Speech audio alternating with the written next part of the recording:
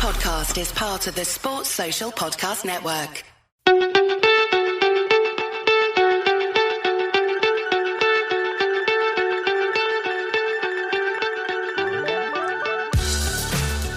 So attention cricket clubs and cricketing family, are you ready to step up to the crease and make a long-lasting impact on your club's legacy? Listen up, we've got something special for you. Introducing Fund It Now, the revolutionary fundraising platform that's changing the game for cricket clubs everywhere. With Fund It Now, clubs of all sizes can create a lasting legacy by selling personalised plaques to their passionate members, supporters and cricket club family. That's right, Livo. Fund It Now has already left its mark on some of cricket's most iconic venues like Lords, the home of cricket, Somerset County Cricket Club, and with projects such as the Father Time Wall and Somerset Legends Wall. There's the best part, Hugh.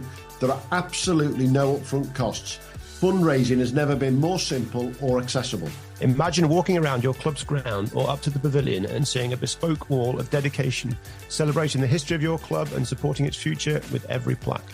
It's like your club's very own shrine to the sport we all love. And getting involved couldn't be easier. Simply visit Fund It Now's website at funditnow.co.uk to get started today, or drop them an email at info@funditnow.co.uk to learn more. It's time to rally your supporters and start raising money like never before. And don't forget to tell them you heard it from us at the Premier League Cricket Show. So what are you waiting for? Join the ranks of clubs and grounds like Somerset County Cricket Club and Lords and make your mark on cricket history. Visit Fund It Now today and start building your fundraising platform. That's funditnow.co.uk. Fund It Now, where passion meets purpose at your cricket club, and begin creating your own legacy.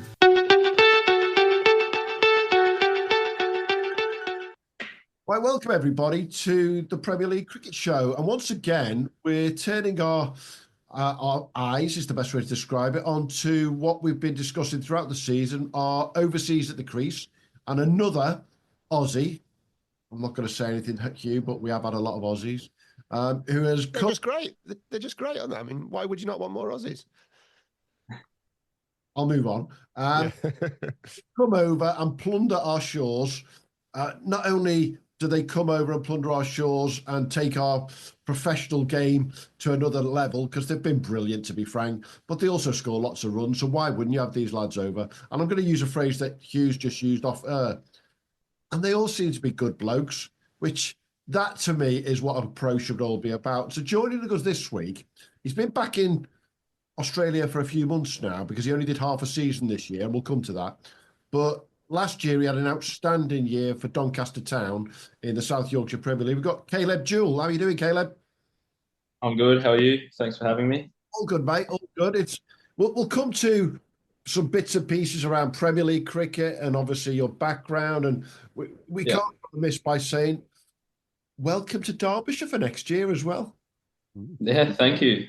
I saw it broke the other day. It happened pretty quickly. It was, the timing of it was a bit unexpected, but no, I can't wait. Absolutely. Well, what you don't realise is that that's Hugh and I's local club. So we'll have to do one in person when I'm there then. Yeah, in the queue for tickets, obviously, won't we, Hugh? Oh, well, I get free tickets anyway, so there you go. It's about right. Hey, great to have you on, Caleb, and I know you're back in Hobart now, back to play with Tasmania. Just give us a background on sort of where you started, because you are actually, unlike that part-time Tassie boy, Mr. Silk, you're a proper boy, aren't you? Yeah, I'm one of the few down here at the moment. Yeah, so I'm in Hobart now. Grew up in Hobart. Always been like in the Cricket Tasmania academies and stuff like that. And yeah, here I am now. Played quite a bit now for Tassie. It's pretty boring when you haven't moved anywhere. But no, I'm one of the few. I can think off the top of my head. Me, Bo Webster, Gabe Bell. They've played a little bit of club cricket over there in recent years as well. Riley Meredith. So yeah, there's not too many of us. Mitch Owen. Sorry, I can keep going, but yeah, there's not too many of us considering how big the squads are. But yeah, no, just a local lad. Well, it's not. I mean, compared to the rest of the states, it's not a massive state. I mean, what's your population down there? About 1 million, something like that? Is it even? Oh that? no, it wouldn't be that. No, it'll be. I'm just going to hazard a guess of 400,000, 500,000. So your punch Tasmania's. I mean, particularly at the moment, is punching well above their weight, and obviously, historically you got Ricky Ponting out. I mean, looking at Bo Webster's season last year, he nearly 1,000 runs at 60 in the Sheffield Shield. I mean, something's going right down there. There's a hell of a program happening down there, producing great cricketers from essentially half the population of Derbyshire.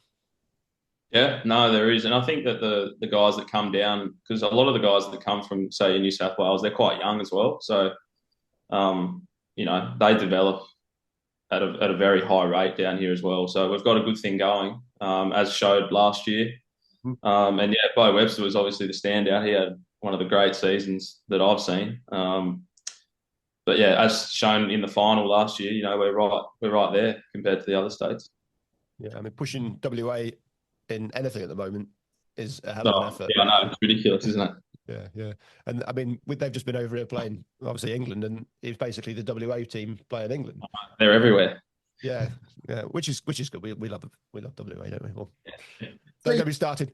You've gone through the whole academy system, haven't you, in Tassie, though? You've literally, man and boy, literally through all of those grades, or under 11s, 12s, the whole works, haven't you? How's that system compare in Hobart and Tassie for what you've seen over here in the UK when you've been playing Premier League cricket?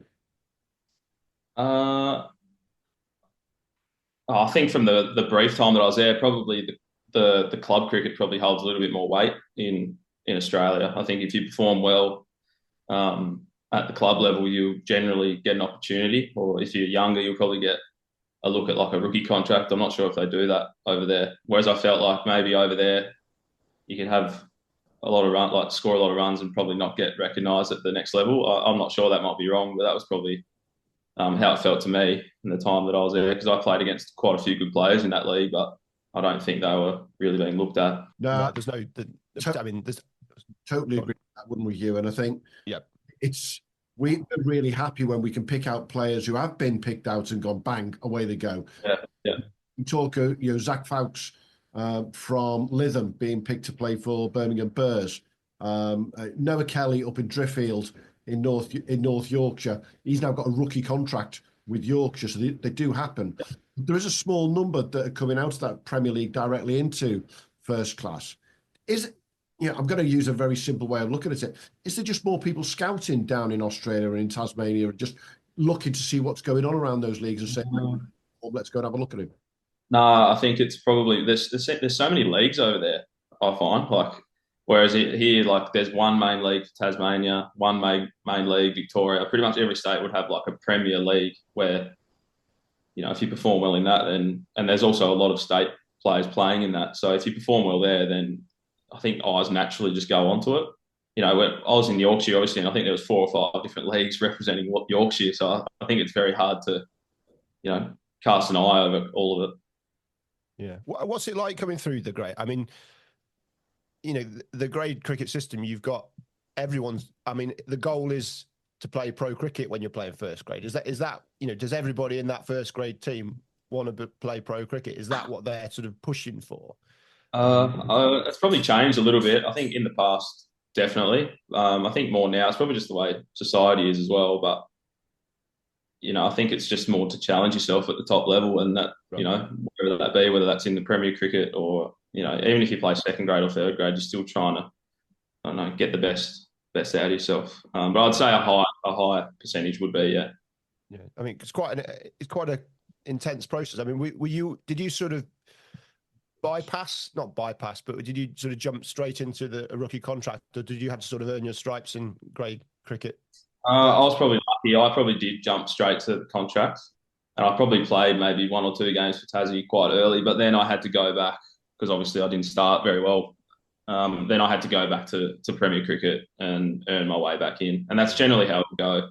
I think you get a maybe rookie contract out of underage cricket, and then you have to go to your Premier club and start performing. I did have a look at your first class game. Was it 0-9? And should I get 9? Did I? I would have taken that. Yeah, Travis Head got 192. Yeah, that's right. It's a long time. What's it like, when you're a young bloke who's just gone into pro cricket, you're buzzing in your first game, and then obviously that's a disappointing start, as many people. Mate, I wasn't ready. I wasn't ready to be playing. Right. I'm not sure I was buzzing. I was pretty scared. Right. what was it, 10 years ago now? Probably would have been. I think I had it 2015, 2016, something like that. Just turned 18, I think. Yeah. To be honest, for the first probably 10 games of my career, I didn't think I was ready to play. And I went in and out, in and out. I wasn't that young guy that would just burst onto the scene. And that's probably why, I look at my stats now and they're not great, to be fair, because, it took me a long time to get going in first class cricket. Yeah. So, yeah, my journey is probably different to a lot of people that sort of burst on the scene. Was it, I mean, were you happy with that internally? Did you say, well, this is fine, or did you beat yourself up about it? I beat myself up about it for a while, but I think then talking about club cricket, I went back into club cricket and I think I had 1 year left running on my contract at the end of that season. I was like, well, this could be it.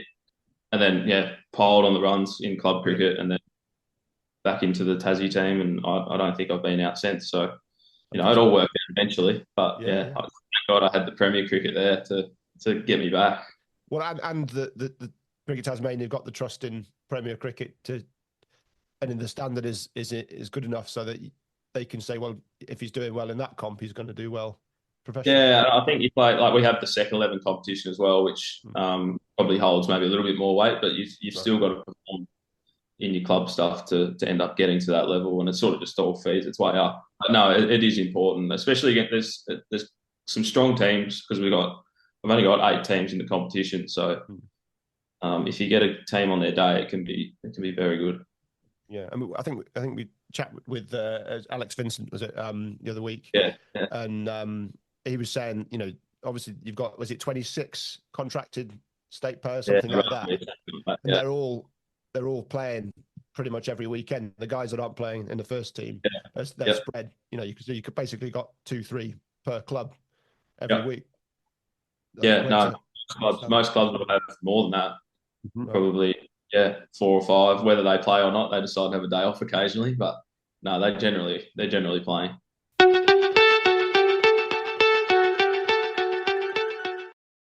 Caleb, you describe your stats currently as still not that good, but I'm looking at stats overall for first class, List A, and T20 cricket, and I'm going to ask a question which I read into with them. You're not a one-trick pony. You play all formats, and you don't specialise in one. Do you think that potentially is why your stats are quite equilibrium across the board, really, which I think is a good thing? Maybe, I'm not sure. There could be multiple reasons why, but I think that's probably something I've always wanted to be, is like a multi-format player. Want to play all the time? Yeah, exactly. And I think probably not so much here, but maybe over in the county game, they sort of leak into each other as well because you're playing so often. The more you're playing, the more opportunity you get. So, I'm not sure. I don't really have the answer for that, but I hope that that's what people see in me, and maybe that's why Derbyshire have told me to come over. Absolutely. I mean, they'll get their money's worth out of you, mate. They'll be there. You'll be playing. One day you'll be playing T20. Next day you'll be playing. Yeah, I know. I'm looking forward to that. You're playing 4 days. It's going to be different. Whereas here sometimes you've got 2 weeks between games, and you're thinking about the last dismissal you had, and it's terrible. But so I'm looking forward to that part of it. Premier League stats last year in 2023. Clearly, that playing is that's what gives you the buzz and makes you confident. There's no two ways about it. Some players do like to have the break, and we know it's different for every player these days, isn't it? I'm guessing you prefer playing to netting and practices. Just get in the middle and actually get some time there. Yeah. I think most players will say that. I probably did have a pretty heavy 12 to 18 months before the season just gone, and that's why we'll talk about Donny later. But I got a little bit of time off because I only did the half season there, and that was important as well. So I still think there's a balance between getting away from the game and playing, but ultimately, you want to be playing as much as you can to keep your game going and ticking over. To ask, of the 3 formats, if you had to play one more game tomorrow and that was it, you're done, which of the 3 formats would it be? First class, for sure.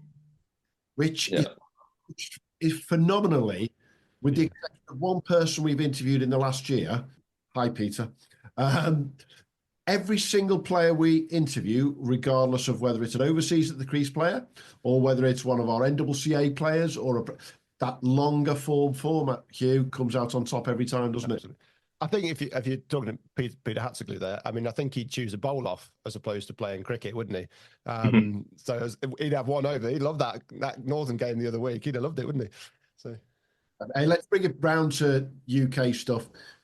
Yeah. Doncaster Town. Yeah, I asked that question to everyone because some of these clubs that people end up in, Bryn Llewellyn ended up at Clifton Alliance up in North Yorkshire. You know, they're not the most, shall we say, close to London where everyone wants to be. Glamorous.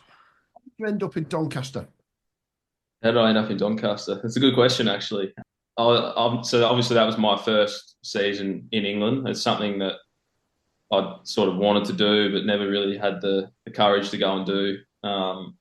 Visas were a bit of a problem there for a while, but then I had a pretty good summer in Australia. Ended up getting called up to an Oz A tour in New Zealand, and I was sort of just sitting there, and I was like, all right, I've got to keep playing cricket here. I can't stop because I'm feeling like I'm batting well. I've got to keep going. You know, I think Bo Webster the year before went over there, ended up playing a bit of one-day cricket. So I was like, well, you never know, something might happen. And then sort of just went through, you know, the agencies, how they find clubs, and then Donny came up. And I didn't have much of an idea about England, to be fair. Like, you know, what places were good, but all I saw was an opportunity. And yeah, it was quite late, so there wasn't many other options. But I was glad that that's how it all worked out. 1,200 runs later, it worked out reasonably well in 2023.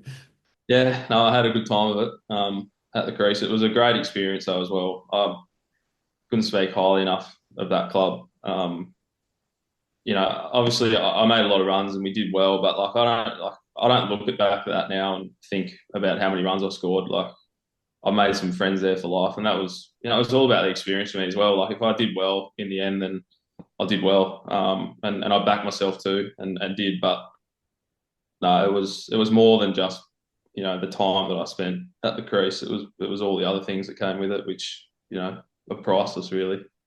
Was that your first time away from, you know, for an extended period of time abroad for your first? I did a summer in Holland, actually. I feel like when I was 19, I think. So it was a long time between drinks, but yeah, that was the first time in a long time that I'd been away for that long. Yes, I mean, Holland's a good league happening in Holland, but how did you end up in Holland? I mean, that's have you got Dutch connections? No, yeah, there was, but I couldn't. I don't think I could get a visa at that stage because I'd played maybe 1 or 2 first-class games, and you had to have exceeded like 5 or 10 or something like that. So it was more of a forced. Turning up in 2023, it's a little bit different to Tasmania and Hobart, to say the least, especially the summer and our weather. What were your first thoughts, the first few weeks and months that you were over in Doncaster? What were the biggest challenges for you? It was very different. I think the first game we bowled a team out for, it would have been about 20 at most, I reckon. And then I remember I went out to bat, and I've never heard so much abuse and that being thrown my way. But once I got past that part, it's just a different world over there. The way that people live is just so different, and I don't think you realise the differences until you've been there, and then you come home and then you get so comfortable with what you're used to, and I'm sure it works the other way around for people that come over here. I've got nothing that really springs to mind, but so wait a minute, we're talking. So you're copping more abuse in the Yorkshire Prem South than Australia. I can't believe it. No, you better believe it. That's how it worked out.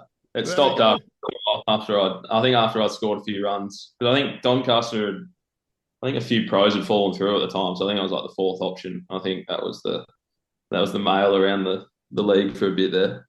Right. So you just every time you walked out the bat, you were the sort of leftovers. I won't say what I'm thinking. For the first few weeks, and then I ended up doing okay. So I think yeah.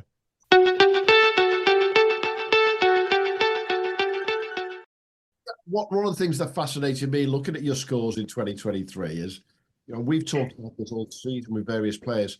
Aussies do tend to start very slowly in the UK in the Premier Leagues, and it's an exponential as the weather gets better, like that.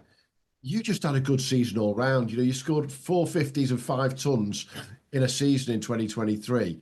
Nobody's going to argue with that as a pro, are they, as a club? No, no. And I think that when I left, I think we were on top of the table as well. So we went kind of deep in the national from memory. I'm not 100% sure. I think we might have made one of the last rounds, but no, we were doing all right. It was good fun.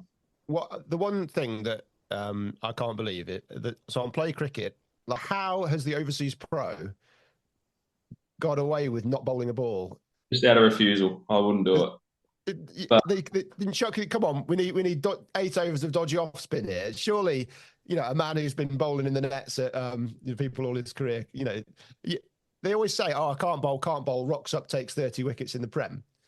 And how did he manage that? I mean, there must have been some pressure for you to bowl, mustn't there? There must have been. Come on. Oh, there's a little bit of a running joke about it, but we had some good players playing, like some good bowlers in our team. Jack Shutt was bowling spin. He played for Yorkshire. He was there that year.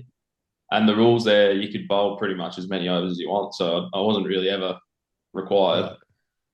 But I do a bit of keeping here, and I kept all my junior career, so that was why I don't bowl. So right. I just plain refused to Wardy the skipper. I said, not a chance, I'm bowling, mate.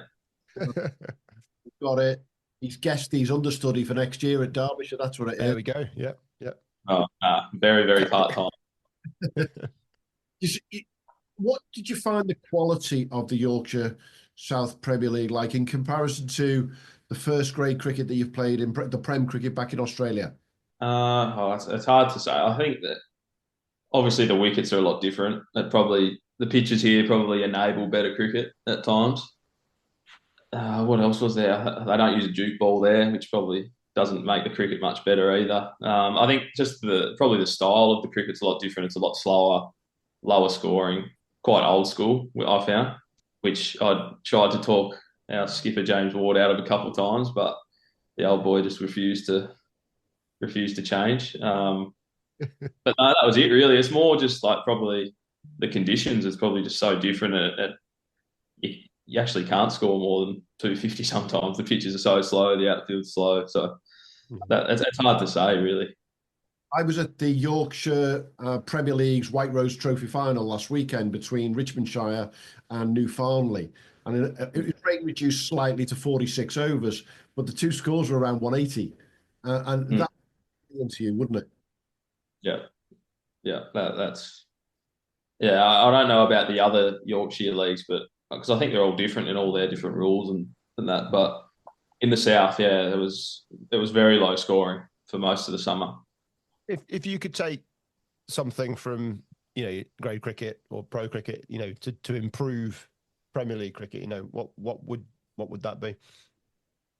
Over there or over here? As in, taking it from grade and bringing it over to England to sort of improve the Premier Leagues or improve the teams and things. I'd probably have the same rules in every competition for a start. That would probably be a start. Celebration, Caleb. I'd have a white ball for 50 over cricket, coloured clothing. And the one that really annoyed me, I feel bad. I feel like I'm saying there's a lot of good stuff. This is feedback. Yes, it's good feedback. Yeah. I didn't like the bowling restrictions. I think you should have to have in a 50 over game. You should have to have 5 bowlers bowling 10 overs. Yeah. Because there's a lot of guys that probably turn up and they don't really bat or bowl because they don't like. You can just bowl 3 or 4 blokes if you want. Yeah, I mean, I think quite a lot of leagues do have those restrictions in. Yeah. Yeah, so I don't understand it, to be honest, but yeah. What you're saying there is if we play 50 overs in List A cricket and it's something called the World Cup, effectively, if you go over the league, you have the same rules. Yeah, they're not very aligned, are they? It's not exactly rocket science, is it? Really? Yeah. I always describe it, Caleb, and you saw my celebration because I go on and on and on about it. It's a little bit like playing the football World Cup final, 90 minutes, penalties, free kicks, all that type of stuff. Yeah. And in the local leagues playing, well, let's just tell you what, let's play 90 minutes. It's the same length. Well, we won't have free kicks because, well, we don't want them really, do we? Or we're not going to have yellow. It's a very strange way of changing the rules, isn't it? When actually the rest of the world plays one format of list A cricket. Yeah, no, it rattled me a little bit, to be honest. But you get used to it and you just crack on, don't you? But it's a lot different we have all three formats that we play in our club cricket. It's generally lined up with what Tassie Tigers are doing. So, yeah. I do think the season in Australia, is almost 2 months longer. You can get away with, possibly less so down in Hobart, but you can get away with a longer season. They're starting in mid-September, and you can run through till March, whereas obviously we finish in late September, but really we probably should have done, and we can't start till May really. It's so it does help spread things out a little bit. Just in terms of switching over to coming over to Derbyshire next year and jumping between formats, which you will be doing a fair bit of, or we hope. How do you prepare for each different block, especially if you change? At Donny Town, you'd have been moving between formats, but professionally, you need to obviously prepare in potentially different manner. How do you go about switching from, you're playing a state game, and you've got to go, strike rate of 50 to a T20, and you're looking at strike rate of 150, hopefully. Yeah, it's something that I'm going to have to get used to, I think, because in our domestic competition, you play them in blocks, so you don't really shift between format, especially T20. Obviously, the Big Bash is just 2 months of T20 only. It's probably more of a mental thing, just getting yourself in the right space. I'll probably find it hard going to T20, so that'll be an interesting. Are you training? Are you training mentally different? Is there a sort of a mental any cues you give yourself to sort of? Yeah, there are. I think it's probably more just, especially in T20, you want to get rid of that fear of that you're going to get out, because inevitably you have to take risks, don't you? Whereas in 4-day cricket, you're not. So it's more just getting comfortable that, all right, tomorrow I'm probably going to have to do something that I don't want to do, and take a risk. Whereas here you've got time to get in the rhythm of it. And once you start batting well in the Big Bash or whatever, you can sort of carry it on. You don't have to go and play 4-day 2 days later. So I'm looking forward to seeing it might work in my favour, and just keep batting and see how we go. Yeah. You talk about getting out there. One of your fellow Australians who we interviewed earlier this year, Teague Wiley, who played over at Esher, he said something very similar. He said, you've just got to recognise that you're going to get out. As a batter, you're going to get out, and you just got to move on. Yeah, he's a funny bloke, Teague, isn't he? I like him. But yeah, that's right. And I think it's probably exaggerated in our domestic comp, because you've just got so long between games. You got so long to think about what you did wrong. Whereas I'm looking forward to over there just putting the pads back on, hopefully, and having another go and working your way out of it. Had that at the start of the season back in Australia, haven't you? Because you've had a couple of one-day games. One's been washed out. One didn't go that well for Tassie. Then you've got a gap before the Sheffield Shield. Then the season starts to really get going, doesn't it? With Sheffield Shield and a one-day game straight afterwards over in West Australia, for example. Yeah, so we got our first 4-day game starting on Tuesday. So what's the day? Thursday. Yeah, so we'll go there for 4 days, come home, but then we've got 9-day break between the next game. So that's a week and a half. And then we go to Perth, play 4-day, 1-day. And then I think it starts to speed up a little bit. But even 9 days between games is such a long time.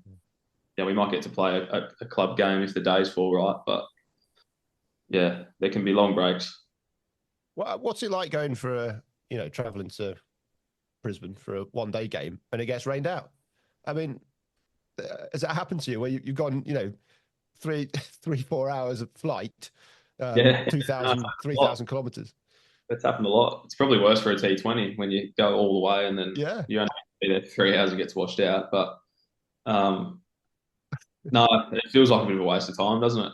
We moan when we're around down the road and we get a washout. So shouldn't have travelled. You guys are travelling halfway across a continent.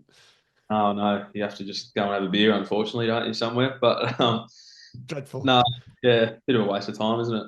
Sheffield Shield cricket, all exactly the same. If you can't play, you have a beer. Absolutely. Tell me, when you're back over here in the UK, you'll be back over, I'm guessing, sometime March, getting into April. You'll be coming over to late pre-season because you're going to have the best pre-season possible. You're actually going to be playing over in Australia. Well, Shield final in late March, I would think. Because we are all Tasmanian Tigers on this show now, aren't we, Hugh? Yeah, I saw that. Saw that on Instagram the other day. No. I'm not having that. Yeah. Just the Western Australia. Yeah. But you're going to come over here then. Have you already had discussions about a potential club side that you're going to play with if you're not playing for Derbyshire? Are Donnytown the guys you're going to go back to, or are you looking elsewhere? If there's a day off in between all the games that I'm hearing that are happening. No, I haven't talked to anyone. I'd love to put the Donny kit back on again if that was. I think it's quite close, isn't it? I think it's only an hour away. Yeah. But I'd imagine if I'm not playing, I'd probably like to have a day off. I think by the sounds of it. But no, I'll definitely go back to Doncaster anyway, just to say hello and. Yeah. There's normally one game a season in particular, which is the T20 between Derbyshire and Yorkshire, which is at Chesterfield, which is at one of the grounds. It's a beautiful place to go and watch cricket. And that's one that Yorkshire bring a lot of fans down. That'll be all the Doncaster lads will be there. Derby, it'll be a house there. That'll be the one to look forward to, I think, for you, definitely. But are you looking forward to the county grind as well as those other list days and the T20? Yeah, I think that's probably the thing I've sort of wanted to experience the most. I think people always talk about it, but I don't think you would understand it until you do it. But yeah, county cricket's always been something that has been like on the bucket list sort of thing, whether it goes well or not, just to say that you've been in the grind. And I think hopefully it'll go my way and it'll suit me, hopefully. I always remember as Shane Warne talking about touring England, just the best tours because you're together on the bus. You're not flying. You're not. You're just together as a unit. I think there was a lot of cards going on, fair bit of boozing going on. Obviously, that's an Aussie tour, but he played for Hampshire for a long time as well, and I think it's something that he absolutely adored. It just sounds like, if you get with the right group of mates, that sounds like a hell of a lot of fun, regardless of the cricket. Yeah. Well, from the people that I've heard from that have played for multiple different counties, no one's really said a bad word about it. So I'm sure it'll be fun. Out because they've announced it only in the last couple of weeks. It's the end of the season. Have the discussions been ongoing since you've been back in Australia? Mate, no. I was on the pre-season trip. We had a week to Brisbane, probably a couple of weeks after I got back, and I was out having a beer with Silky, actually, a friend of the podcast, and I just got like a random text message, and I didn't read it. I clicked on it. Actually, I thought it was a spam message because it was very formal. And in Australia, generally that means that someone's trying to scam me or something. And I just sort of had it on the bench, and then Silky like leant over and like read it. He's like, "You better get on the phone and get back to it." It was Mickey. Mickey texted me asking me if I was interested, and I was like, "Yeah, bloody oath I am." And then I ended up speaking to him the next day, and then it all happened within a week. It was it was a whirlwind sort of week that. I mean, things are looking, with you coming in, obviously, I assume you'll be at the top of the order. And Harry Moore's just signed a 3-year deal. We've got a superstar in Harry Moore coming through. He's not even 18 yet, is he? He's 17, probably be 18 next summer. He might be busy with his A-levels, but he looks some prospect. And I think to keep him away from Notts has been a really, really positive signing after what's not been a particularly good season for Derbyshire. So all of a sudden, everything's starting to look quite rosy, and Wayne got a ton last game of the season, which is lovely. So yeah, it's starting, the wheels are moving, and there's a bit of positivity around Derbyshire, which you're part of. Yeah, I don't really know a whole heap about Derbyshire, to be honest. I don't really. It's hard to follow county cricket, but no. From speaking to Mickey, it sounds like that, like you said, things are moving in the right direction. But yeah, I've got a full summer to get through here. I haven't really even thought about playing over there yet. So, but no, I'm looking forward to it. I'm sure that everyone that I've spoken to has said good words. So yeah, I can't wait. great talking, Caleb. And obviously, we are going to be following your progress throughout the winter. I'm sure the boys at Derbyshire will be following the progress throughout the winter as well. Okay, Hugh, I am a Tassie Tiger, whether you're a Wacker boy or not. But I think we're both there with Hobart, aren't we, when it comes to the Big Bash this year? No.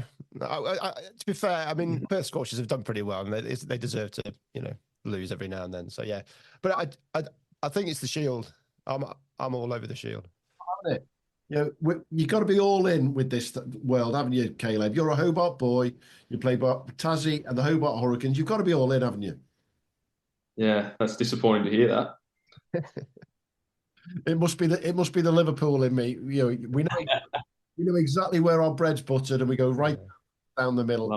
I mean, half the Scorchers team, playing for Australia, they're going to be busy. So, they might not fire quite so well. But Teague was getting his range hit in practice, wasn't he? So we might see a bit of Teague in the Big Bash this year, which would be nice. That'd be amazing, wouldn't it? Hey, look forward to following you through the winter, Caleb. Keep in touch, and fingers crossed for a great winter for you before you come over, and the bright lights of Derby get lit up by Caleb Jewell. Hey, yeah. Let's hope so. Let's see. Thanks for speaking, guys. Thanks. Thanks, Caleb. See ya. Thanks for listening to the Premier League Cricket Show. If you haven't already, make sure to hit that subscribe button so you don't miss out on future episodes and stay updated on all the latest news, views and discussions from around the cricket's Premier Leagues. And be sure to follow us on X, formerly known as Twitter, and Instagram at TPL Cricket Show on both. Join the conversation, share your thoughts and connect with us and your fellow Premier League cricket fans. And hey, if you enjoyed the show, why not show us some love? Leave us a 5-star review on your favourite podcast platform, as it helps other potential listeners to find us when they're searching for cricketing podcasts. Thanks again for being part of the Premier League Cricket Show family, and until next time, have a good one.